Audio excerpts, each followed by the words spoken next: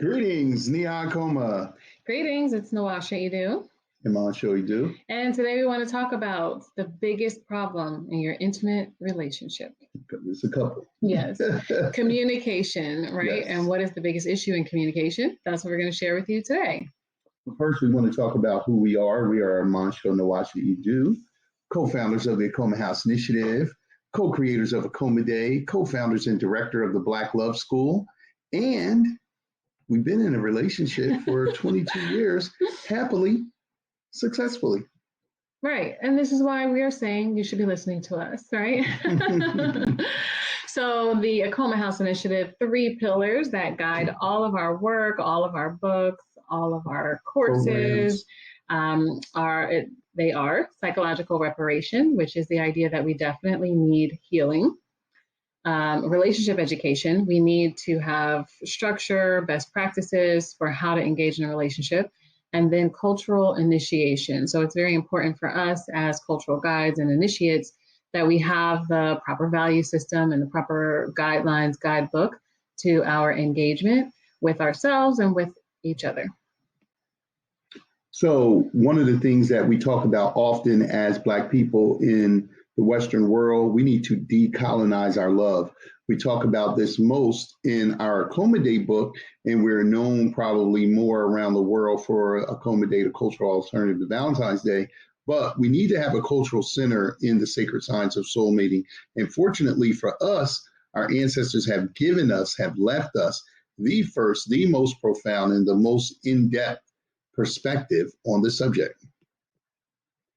The biggest issue in communication is misunderstanding. And this is so important because we often feel that we should be able to understand the person that we say that we love the most. And right. I think that when you understand something, it means that you are perceiving the intended meaning of the person's words, body language, tone, etc. And there lies the opportunity for misunderstanding.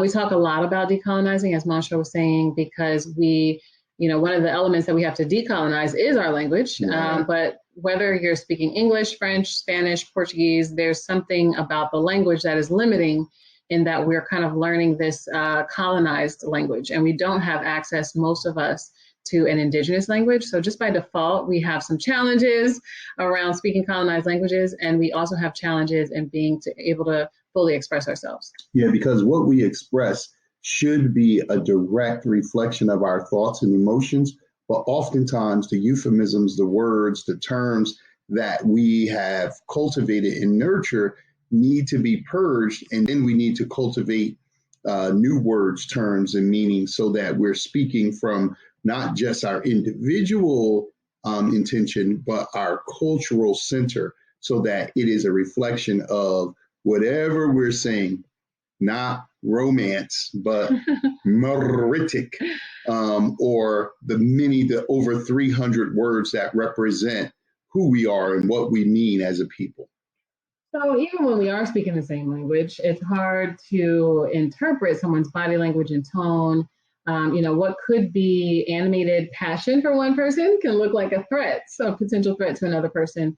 And what could be just internal processing or quiet for one person can come across as cold or disinterest to another person. So this is where meaning is extremely important, because there is not necessarily inherent meaning in everything, beyond the literal expression of language, the literal definition of words, but it's really what we say that things mean that can have us have a misunderstanding. So there's 7 human needs that are at the core, the crux of all communication is the intention to get needs met. So Nawasha always says that every communication is a bid for attention, but specifically speaking, the attention that you're looking for is an emotional need.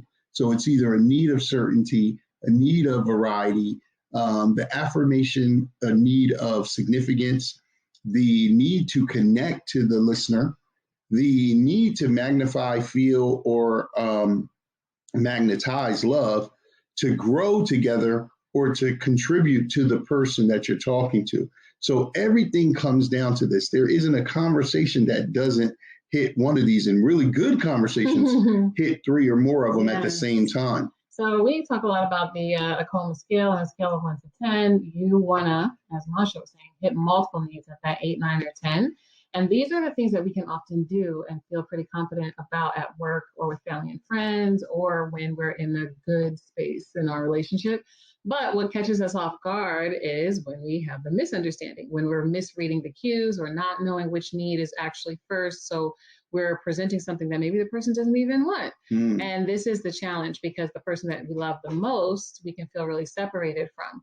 So knowing these human needs and which one someone is presenting and which one we have first is the key to harmonious communication. This is the key to resolving any problems if you have them. And if you don't have them yet, this is the way that you can avoid them. But this is also, as Masha was saying, the way to get the deepest, most intimate, most fulfilling, most passionate, most harmonious conversation. Because once you feel like your needs are being met, you have instant rapport, instant connection. And this is what our intimate relationships are about, is deepening the intimacy. And when you have that, you're really confident that you can approach any conversation, have any goals, stay on track with each other, resolve conflict. And when you don't have that, you have frustration, sadness. If you don't know what you have as a need, you're not going to present it well. And if you can't read your partners, you're just going to feel incompetent. And no one wants to feel that way in their most important relationships. No one wants to feel frustrated. No one wants to feel alone. No one wants to feel like they have to walk on eggshells, or that they can't go to their partner with their most important thoughts and get their needs met. And we sometimes don't know how to talk about this in a really direct way because we don't have that relationship education. But this is truly what's at the heart of every misunderstanding. And misunderstanding is what is at the heart of a communication issue. So a lot of times people just say, you got to communicate. But that is more than talking. We say that you need to be able to communicate even without words, or actually you are communicating without words, but you need to be able to perceive that. So our paradigm for a lot of our work, we call Acoma Soul. And SOUL is an acronym that stands for Self and Others Understanding Love Systems, or Love Legacies. And we have devised a system for you to master your intimate communication. Yes, and this is so important because we're talking about breaking generational curses, but a lot of times when we say that in our culture right now, we're talking about money, we're talking about status, we're talking about things that really we need the harmonious relationships to even achieve. But once we achieve that status and we achieve any kind of wealth, it's going to trickle back down to how good our relationships are. And relationships, whether your relationships are successful or not, that is what determines most people's level of fulfillment in life. So we want to know from you, what do you think is the biggest communication issue? Drop that in the comments. And we also want to know, which need are you living by right now? What do you think is your primary need in your life and in your relationship? So we look forward to hearing from you, and we look forward to serving you more around your relationship needs, specifically around communication. So until we meet again, and next time, we greet you in the universal words of Black love and peace and say, Niakoma. Niakoma.